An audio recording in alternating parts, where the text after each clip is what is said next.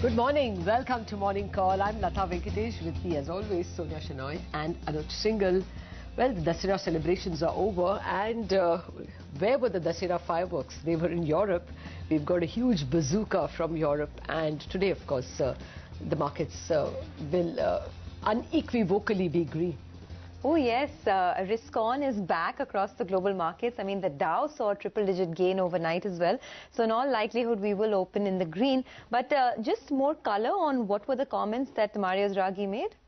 Well, among the first things that Draghi indicated was that there is going to be more monetary stimulus. It could also be a deposit rate cut. Now, the key point that he mentioned is that, inflation is not rising. In fact, the September inflation was below zero. One thought that with 9 months of quantitative easing, which is a 1.1 trillion euro program, there will be some inflation, but it's actually zero. And that makes the Governing Council convert itself to monetary stimulus. The Governing Council has a huge weight in Germany, which is against these bond buying programs. And the reason why they are against is that they have this huge anti-inflation phobia. But that phobia got removed when you got a September inflation number which was below zero. So the Governing Council actually told Draghi and the ECB to look for more options, monetary stimulus options. And as if that was not enough, Draghi even went on to say we have to be vigilant. Now, in European parlance, in previous times, Trichet used to say vigilant when he is going to change the policy. So he almost gave that away when he said in the next policy meeting in December 3rd, they will have more macroeconomic data. And clearly there could be something more than the 1.1 trillion bond buying program. There could be some other instruments also which they will consider, and they will consider a deposit rate cut. So that seems to be the composite of steps they are going to take. Okay, well, that sounds very good for risky assets at least. Even in the US, apart from the Dow rising because of this issue, the data was quite good. So the existing home sales rose almost about 5%, the highest since 2007. But Lata, what does all of this mean for our own markets? Because, we have been struggling at that resistance zone of 8,300 or so. For the markets, it's positive. There's no taking away from that. I remember right from the time the European Central Bank announced the LTRO in 2011, there was this huge 3-month rally that they unleashed in all risk assets, and then basically it strengthens the dollar, it weakens commodities, and it thereby strengthens other risk assets. So that would be positive for us. But more importantly, I think we have to seriously worry about the rupee. Now the rupee is in unequivocally appreciating terrain. We cannot allow this. I think this is one big failure in the Reserve Bank policy. They've been buying dollars till their face is blue, but it's not working. All our competitive trading currencies have weakened, and now the three big bazookas, Chinese devaluation, European devaluation, I mean this is nothing but a devaluation, and the US not hiking its rates, again a devaluation measure, should put the Reserve Bank on notice. It's no longer enough to talk about global central banks having to coordinate and blaming the IMF for not stopping them from this currency war, devaluation war.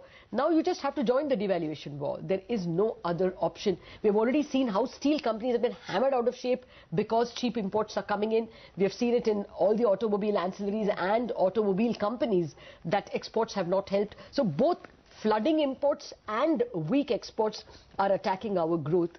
We just have to depreciate. The rupee has to be 67. There's no two ways about it. Okay, so we'll keep that concern in mind. But for our own markets, it's been a good last 1 month. I mean, we've gained almost about 6%. And this morning, with the way global cues are going, the indications are that the start will be in the green. Anuj, morning, we have been facing a bit of hurdle at this 8,300 zone. And that's a question I keep asking you day after day because we haven't been able to cross that level. But what's the sense you're getting now? Morning, Sonia. Stock market is a lot about common sense, and there's one simple term that don't fix something if it's not broken. And the market for last many days has been telling you that this is an uptrending market. First, I just want to make a technical clarification. What the SGX Nifty is indicating, go by the level, not by the number, because we were not trading yesterday. The SGX Nifty was, and the SGX Nifty was a bit weak yesterday. So this 91 point gain is not 91 point gain. It will be somewhere around 70-75 point gain. But whatever it's worth, it's going to be a start above 8,300 for the Nifty, and I think that is the key. And in that, the market has given really good signs over the last many days. Of course, there was a bit of selling that you saw on Wednesday, but that is immaterial right now because the news flow has come after that, and it's going to be all about liquidity. This week, Reliance is up 4.7% and Infosys is up 4%. What has that meant? That has meant that, in a week in which the bank Nifty is actually down 1.1%, the Nifty has stayed in the green. The Nifty is up 0.16%, while the bank Nifty is down 1.1%. And that's because Reliance and Infosys have contributed 0.6% to the Nifty. And that is why this gain, X of both these stocks, the Nifty would have also been in the red. And again, mid-cap index has done well. That index is up 1%, and that's the way to play this market. Now, this minor resistance at 8,300, Sonia, was really minor. It's nothing compared to the kind of resistance the market had to face between 81.80 to 82.25. The next major resistance for the Nifty would be the 200-day moving average, which is 8,400, 83.80 to be precise. Now, the other bit is there's almost a near consensus that what you're seeing is a counter trend rally. And that's why the market may keep surprising everyone and keep going higher. It may not even stop at 200-day moving average. Of course, at every level there would be resistance. The market will not go up in straight line. It would reward the strong bulls, as I said on Wednesday as well. So periodically there would be profit booking, but all dips are being bought. Even on Wednesday, the market in last half an hour really made a smart recovery. And there's massive FI selling in index options on Wednesday, about 1,300 crores. And I was just looking at the numbers, just one plain conclusion. 8,200 is the new base for this market. Having spent so much time to take that mark out, now that becomes a big support for the market. And today you're going to add some more cushion to that. You open at somewhere around 8,300. At least for this series, the base has moved up to 8,200. Next test would be the 200-day moving average, 8,400. But amidst all of this, really the way to play this market is stocks. Today would be a day for high beta stocks because today is all about risk on. So go for stocks, trail your stop losses, and there's a good chance that you'll make a lot of money.